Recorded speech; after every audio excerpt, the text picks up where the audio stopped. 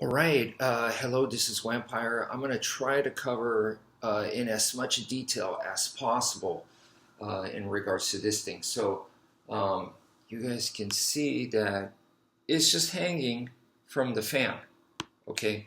And of course, you can adjust the height, you make it come low. So when it swings down here, it's kind of like they're going for a shot, like in your abdomen. Middle area. With this, I wanted it to come towards my face, my head, because a lot of people are head hunters. So that's kind of what I wanted here. But, you could adjust that accordingly, okay? And, you could probably get creative, maybe even attach two knives, do all kinds of stuff. First of all, this is a training knife. Make sure that you're using a training knife. I also recommend, I'm not going to go full blown right now. That's not my goal. So I'm not wearing any eye protection, but you should wear eye protection. And also this, I'm using a training knife on training knife. Okay. Don't use a live blade. It's kind of common sense, but it's just dangerous. Okay. So make sure that you're using training knives. Before, I used a small stick instead of this. I've seen people use a full-blown Escrima stick, and I've seen people, dangle a Escrima stick this way. I've seen them dangle it this way, so now you get both sides like coming at you, and it's attached in the middle. I went with this just because it's simple. The training knives usually already have a hole right there that you could, attach a cord on there. So it's just very, very convenient, simple, easy to do.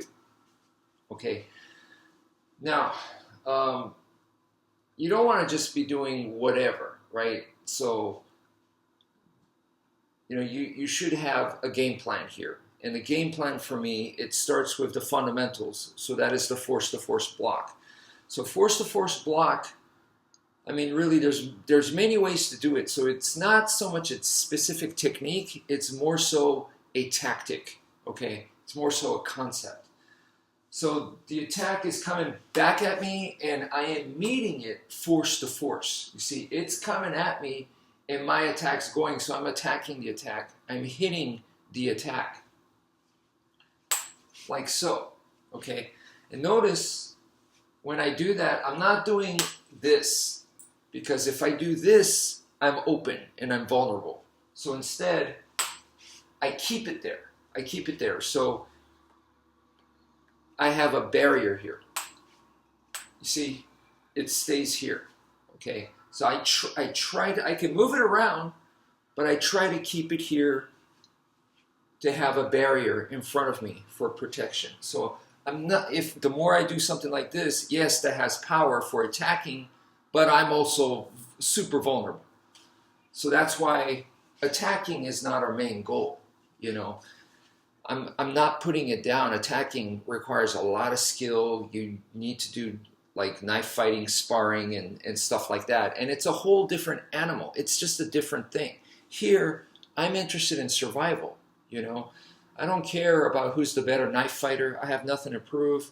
I just want to be able to get home safe. That's my primary interest. I don't care if they go, oh yeah, he was weak, oh he sucks, whatever. I don't care. This is the street. I just want to get back home safe, So anyway, this is not the time and place for me to try to attack them and cause damage. This is the time and place for me to get away. Therefore, with the force-to-force block, it helps you do that. If I did this and I attacked, right, it's taking me in further into the combat where we are going to be fighting. I am getting closer. We are in range of each other. I'm going to have to be able to evade and set them up, and I'm really, really going into the world of knife fighting. But here, I disengage, and they're going to be like, "Come on, buddy, let's fight. What the hell?" I don't want that, so I'm disengaging. It's very hard to fight somebody that is not engaging. So but if I stay here and I hold my ground, and if they're aggressive, they could keep coming, right? They could keep coming. So this is much safer for me. So I don't want to hold my ground. So even though the technique was the same, I don't know if you guys could see, but I mean, after this bounces, I mean, this could bounce and, you know, or if they had a little bit of it, they could easily go around. And so it doesn't make sense for me to stay here. I move away and then I immediately do this because in real life they can pursue. They could keep coming in, and if they do try to keep coming in, right? I'm doing this just to make it harder as I'm making sure that I still maintain the distance. I'm not doing this and stepping in. No, I'm moving away. Okay, so that's the poison cloud. And the practice here would be to do the force-to-force block properly, which is keep it here, keep the barrier here as much as you can, not huge movements like this. Keep it here. And then also, more important than the actual block is to evade. Evasion and creating the distance. Okay, this hand here is here just in case, because this could come back at me, because in real life there's going to be a lot of force, right? A lot of power coming in. So just doing this may really get bounced back at me, like recoil. So if that happens, I have this hand. It could be like this too, boom, just so I don't hit myself. So that's there for me. You could do this, all right, for support. But the main idea is the more my arms are away from the body, more away, they're vulnerable. Because if they're doing some crazy slashing movement like that, it could even catch my fingertips, or it could cut off a finger. And obviously I don't need that. So I'm keeping everything close. Okay, almost like a Muay Thai fighter, but keeping everything close and keeping that barrier here. Okay, and it's a quick pop is what I'm pop here. You see, I can change the angles. I can come this way, this way, this way, this way. I'm stepping in right now because it's not coming back at me more, and I want to show you guys. So, but the main idea, like I said, is for me to constantly step away, evade, right? And then after I do that, get in the habit of making the poison cloud. Boom. Make that poison cloud. So that alone should be your game plan, and it should be your fundamental right there. Those two moves, really. And there's a lot to both of those. As I said right there, there's a lot of things that you have to keep in mind so that you don't do those things incorrectly. Like I said, if you do this, that's incorrect. Force to force, even though it is force to force, this is coming and I'm hitting it this way, but that is not the way we want to do it. And I already explained that, doing that, and if that doesn't stop it, then we're just trading. Okay, so that's not a good idea. Same with the poison cloud. If I'm making the poison cloud and I come in, I'm just making myself more vulnerable. So I want to make sure that, I'm away, and if they come in, they're making themselves vulnerable, not me. They got to come in first into what I've created, this poison cloud, right? And the poison cloud can be done many ways. If you're a knife boxing person, you might prefer, something like that, rather than what I'm doing here is based off of figure eights. I like figure eights because that's my background. It comes from the Filipino martial arts. Within the figure eights, there's X's. The X's translate to angles of attack. That's what we're doing. So within these continuous circular motions, there are straight lines involved where I can slash. But the circular motions help keep me continuous, where I could keep going like so. But within there's slashes, but the circles help me flow, because yes, the quickest way to go from point A to point B is a straight line. But when you're talking about combos, which is a continuous motion, the most efficient way is a circle. So that's why we go into circles and figure eights. All right. Now, there are times where things don't go as planned. So using the force-to-force block and the poison cloud should be your game plan, and that should help you get far away enough, survive and get far away enough so that you can run away. Because if I run away now, I'm just getting a knife in the back. So that's why I'm doing this and then create that distance and then run away at the right time. That's what I'm looking for. Okay. Now, maybe I need to get into more details with the force-to-force block. But before that, let me also say that even though knife fighting is not what I'm looking for, so knife fighting would be like here,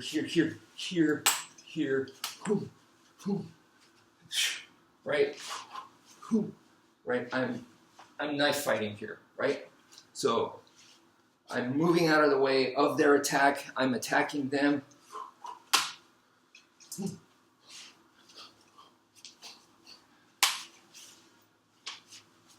Right? So you can see that there's like a parry, an offense. I have to evade and attacking and stuff. That is something that I don't want to be doing, because the truth of the matter is, if you do that in the streets or even in training or sparring, if you do it properly, you'll see that it only increases your chance of getting cut. That's all it is. The closer you get to the opponent, you are risking yourself. You're making yourself vulnerable. Okay. The further away you are, the safer.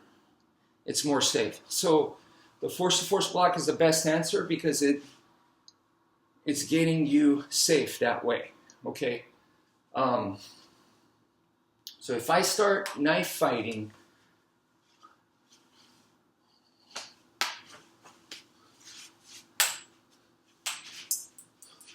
like so, it's just a matter of time where something's going to get through. Something's going to nick me, or maybe worse. So I don't want to be knife fighting, okay? However, that being said, this is also important to practice because this helps me see the attacks. This is what gives me the timing, and knowing when I'm vulnerable.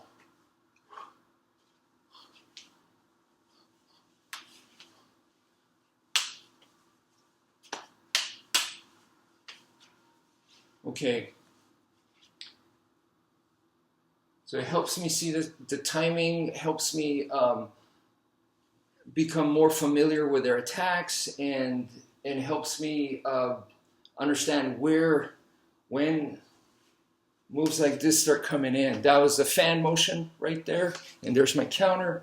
So coming in, it helps me understand all this much better. So at the end of the day, why is that important? When this comes in, and for me to do the force-to-force block, it helps me able to do that better because it doesn't always go that way, When you start knife fighting, you start putting yourself in more vulnerable positions. Therefore, you learn how to deal with it. Like that. That is not something that I want to be doing, but if I need to, I want to be able to have stuff like that. And then here, you see where that translates into something like that. It's not safe, but this can very well happen in a real life situation. So if you're just thinking, I'm just going to do force-to-force block, I'm only going to train force-to-force block, then you are missing the big picture, because fighting is so natural. It happens without even wanting it. If you end up in a confrontation, it can easily just naturally turn into a fight.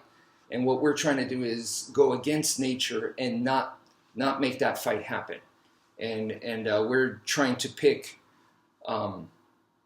flee, right? So it's fight or flee, fight or flight, and we're trying to pick flight, okay? And we definitely don't want freeze. So if it does happen where we do need to fight, we have it. We are capable. So that's why we do practice, you know, this kind of thing. And here's another thing. I don't know if you noticed with that quick thing, but when you're fighting, you're trying to hit something that moves, and they're trying to hit you back. That is very hard. It's very, very difficult. It is in a sense a competitive game with your life is on the line. So it's very challenging is what I'm trying to say. Okay. So that is not what I'm trying to do with the force-to-force block. I'm not trying to go, can I successfully block that?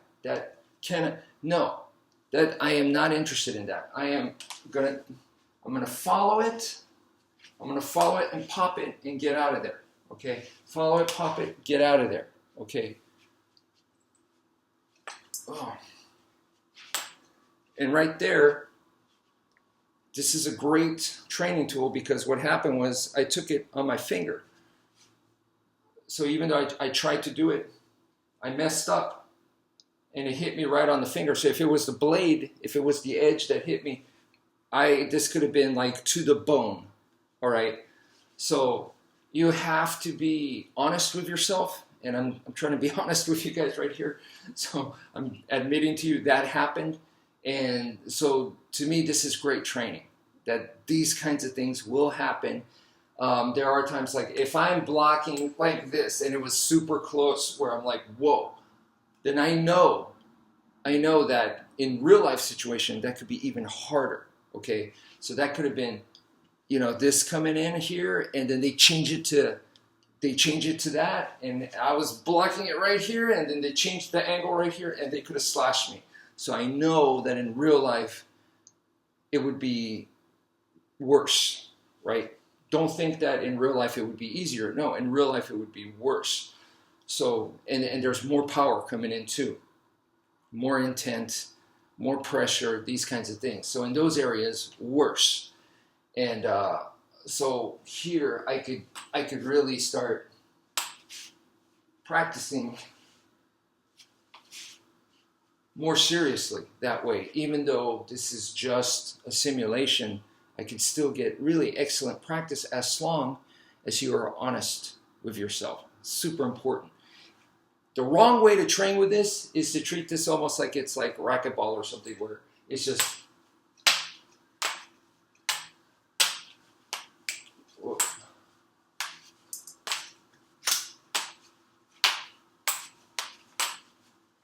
and then I'm going, hey, I'm pretty good at this. Look at this. Look at this. I can do whatever I want here. Wow, this is easy. Is the wrong idea. Because in real life, it's not going to be easy. So if you're training like that and you're going, man, see, now I know how to knife fight. I could survive the streets. If someone has a knife. No, that's the wrong way to train. So you have to, this is simulation, meaning it's not real. But we want to make it realistic. And in order to make it realistic, a lot of that is here. Okay, so I imagine that this is a very powerful thing coming at me, and it's scary. And then here, there. I almost froze right there. I almost did this, and in fact, I did. For a split second, I just did, this is the umbrella block, and I froze. But that's not what I want, right? In Filipino martial arts, we should immediately go. And that's why you see them practice stuff like that. So that you don't just do the technique and then you freeze. No, I need to do whatever the technique is. And boom. Go, right? Not stop. So, boom, right here. So even there, this thing didn't move a lot, but I imagined it was coming at me with a lot of force. So if it did, I would still be okay. If it had a tremendous amount of force pushing me back, it's okay, because I did the revolving door. I did the turning door, so it would have. I'm redirecting the force in that sense. Boom, right there. And I continue my poison cloud while keeping the distance, making sure I do that. Footwork. If you have good footwork, what it does is it constantly keeps your base in a good position. And I'm angling off, but my legs are wide enough that I am in a good position right here. Why is that important? Because if they have a tremendous amount of force with a wide base, I could receive it better. So also for offense, for knife fighting, you want a good base, because if you have a good base, you could launch lots of attacks. Boom, boom, boom, boom. If you have poor base, when you launch the attack, you're off balance and that's it. You only have chance for like 1 or 2 attacks. But if you have a solid base, boom, boom, you could launch. You could launch. Boom, launch. But you need that solid base. So the footwork gives you that, right? While giving you the proper angles where you are putting yourself in a better position for offense or defense. So once again, knife fighting is important. I'm not putting it down. I'm saying we don't want that. It's a different purpose. We don't want that for self-defense. However, elements of it will be used 100%. So the way that I see it is like if you go to a boxing gym, okay, they're going to teach you obviously how to punch, but my goal, more importantly, would be let them attack me, and I'm just going to defend and survive. And of course, every boxing coach will yell at me and go, "You got to attack. Where's your jabs? If you don't attack, you're not going to win." But now they're talking about sport. So boxing can be very, very realistic for the street, but not the competitive part. You know, that setting up who has the better setups, who could land the shots without getting hit, you know, that's the game. You know, that's the competitive part of the game. And same with knife fighting. What we're interested here is the defense and the survival things. Okay. So, all right, I said a while back, should go into more detail about the force-to-force block. So the force-to-force block, boom, right here. I did this. This is a diagonal, okay, here. We could also do this one right here, diagonal. And then this automatically, if it has a lot of force, it'll automatically do this to my arm, and it takes me to the umbrella block. And from the umbrella block, it takes me umbrella to roof, right? So this is the fan motion, which they call abanico over there in the Philippines. Fan motion to, now I'm using my poison cloud. The poison clouds so that they don't come in, to keep, I'm giving them something to think about to make it harder for them to just come in. Because the last thing I want is someone trying to close that distance and force me into a knife fight. So I am trying to stay away. So look, the different angles are all there. Okay, so these side, we could even go this way, and that's also right now. This is all heaven, which is the head attacks is what I'm dealing with. But there's also middle and there's also low attacks. So then, you know, we're doing the force-to-force block down here to defend our lower areas, okay? And it's still the same idea, you know. You could be doing what they call Earth 6. It's Heaven 6, but it's done down here. You're doing Earth 6 as your poison cloud then, okay? And so when it comes to like this area or starts getting lower, now we have the capability of slamming it down, all right? But once again, we don't want to evade. We don't want to be doing this too much, especially if you're still in the line of fire. So if I do this, I need to be out. as you saw right there. Because if I do this, and see, it's coming back. So do this, and you got to be out of the line of fire, all right?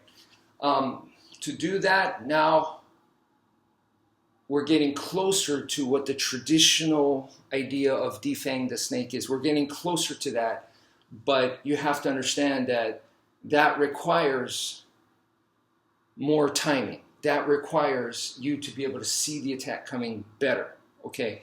So you can't just go, okay, I'm going to be defanging the snake left and right. I'm going to do guntings here, which is the scissor motion. You know, I'm going to gunting this way, that way. Look, it comes right here. You see, well, right here. This is more your base. You're going to have to be doing this right here. So keep it close, keep it like a shield, and keep it in front of you. And it's just a small pop because I might need it again immediately after. So this is the kind of motion right here. Boom, boom. And right there, I just, I got stabbed right here, right on the hand. Okay, so that kind of thing does happen, all right? And that's not cool. So I can't just say, well, it happened, so it's okay. No, I have to go, no, I cannot let that happen. So next time again, I really start, keeps me more on my toes there, and I have to aim for perfection here, because on the street, if I'm going 90% here, on the street, I'm going to be much, much lower, like easily take off another 30% of my performance. So I want to get it as perfect as possible here, okay, where I won't be injured. And that's why we use a training knife, okay. Right here, keep it here. When I have more time, I can pop it, I can time it, boom. Here, I can put in a little bit of pop that way, pop this way, while constantly evading. And the evasion is, if it's coming here, I could go this way or I could go that way. What I don't want, but it's better than nothing, is to move back, okay? Because moving forwards is always going to be faster than moving back. So if they're running at me and I'm running back, they're going to win that. That's why we want to go right or left. The best is diagonal back is the best, okay? Because I'm moving back, but I'm also going off to the side. So that if I just move out to the side, and if they switch, I'm super close to them now, okay? But if I move diagonal back, I have distance, and I'm going off to the side. So that is the best, okay? If you can angle off. Now, some people also do this, where it's coming in, and they come in, they actually step in forwards, okay? But the problem with that is, unless you know you're going to pass by them, it actually can put you closer to the opponent. So that could be a scary one. And if you are going to go forwards in like this, I would suggest, if you're going to march towards hell or through hell, then don't stop. Just here, and then make sure you keep at it. You really have to charge out to maintain that distance. But like I said, what I think is the best is here, this diagonal back motion, okay?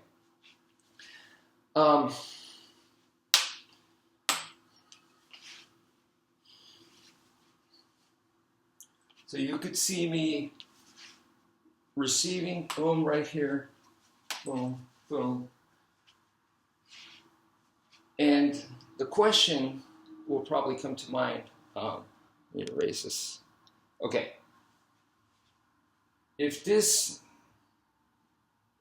was an actual knife, and they're holding this knife, and they're coming at me, obviously this would be a little lower, but you know, like I said, I have this high up for headshots, but let's say it was a little lower, okay, then this is their arm, right? This is their arm. Why not cut the arm, right? And let me try to show you guys here. Okay, so we're right here now. If I cut at the arm, I think you guys can see this is what it does. And this is what it will do in real life. If I cut the arm, I just made the blade come closer to me. okay? Because going for the arm does this. You see how close it is to me?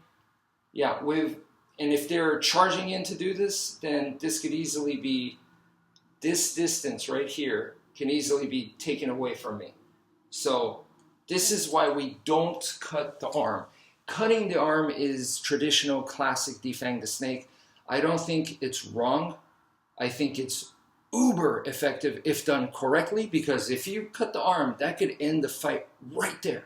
I didn't even have to try to go and, go for a kill shot or anything like that, that's awesome. If I could stop this person without killing them, and I could stop this person without even taking that risk to try to, because remember, if I go for like their neck or something, they could also go for mine. We're going to be in the same range to do that. But if I could just cut their arm and take care of the situation, that is amazing. That's easily one of the best answers you can get. So that's why I believe it's been passed down for hundreds of years, generation to generation. However, you cannot ignore what I just showed you right there. So you have to know, what does that mean? What that means is it doesn't mean that defang the snake doesn't work. And people are going to think that I'm against defang the snake, which is absolutely not true. I am 100% for Filipino martial arts.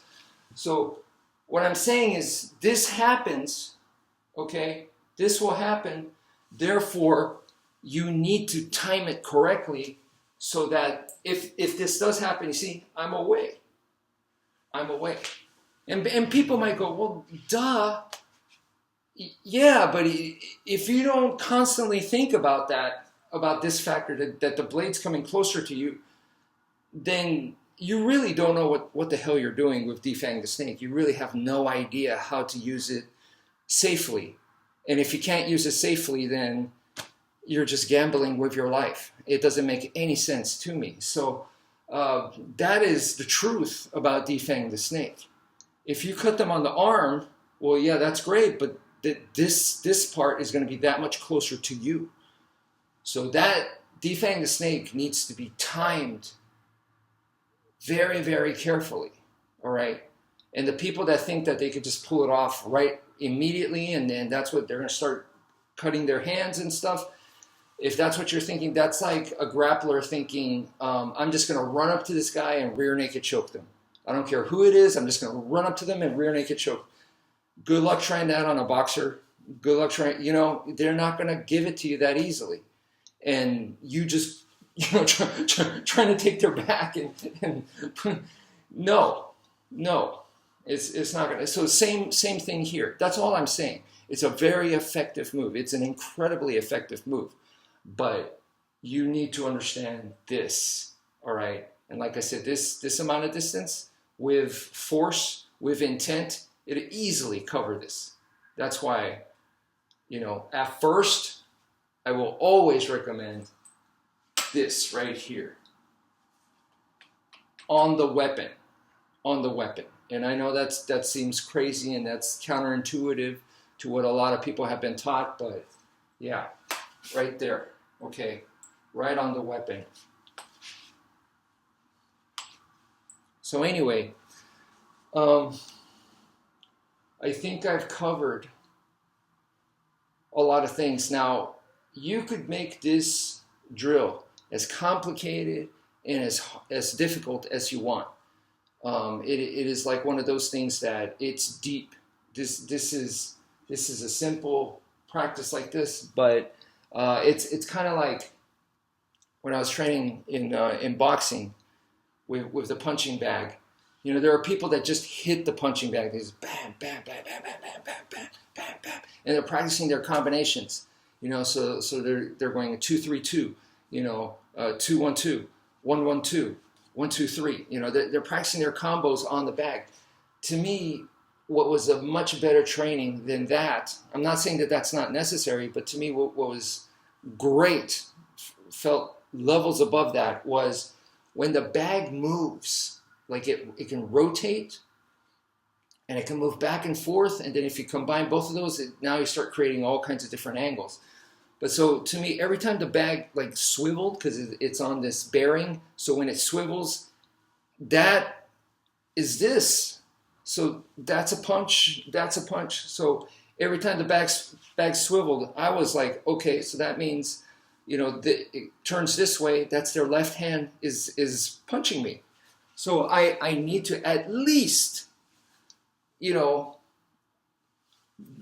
bam. And now if it swivels back this way, then I need to deal with their right hand. And if it's coming forward, then, obviously now that's their attack. They have the momentum. They have the charge power. So then I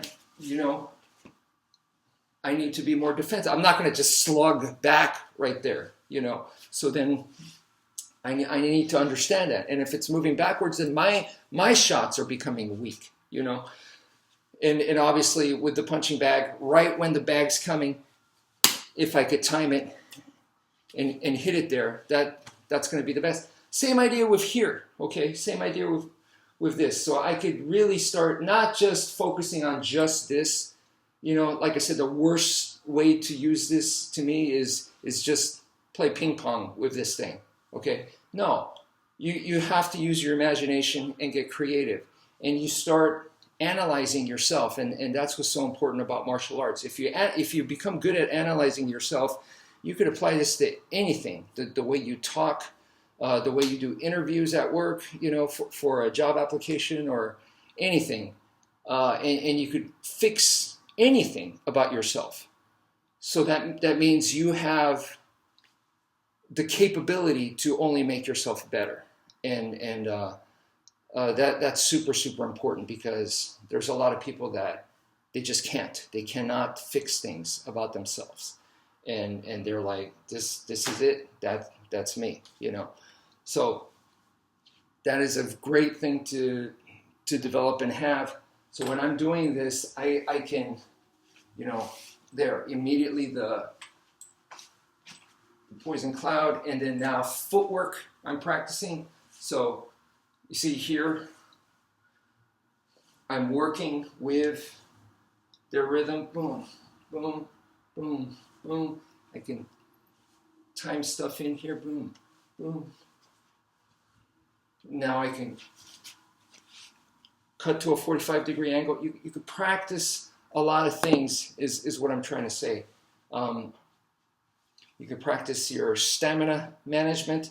So that's also another important thing. I like to go a minimum of 3 minutes, and that'll help with your stamina, developing stamina, but also managing stamina. And when you get into like 5 minutes or longer, it definitely will challenge you. It will also challenge your mind as well, because after a while you just keep doing this thing and you feel like, okay, I've done the same thing again and again. I feel kind of stupid. What do I do?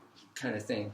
And you have to overcome that. You have to keep going.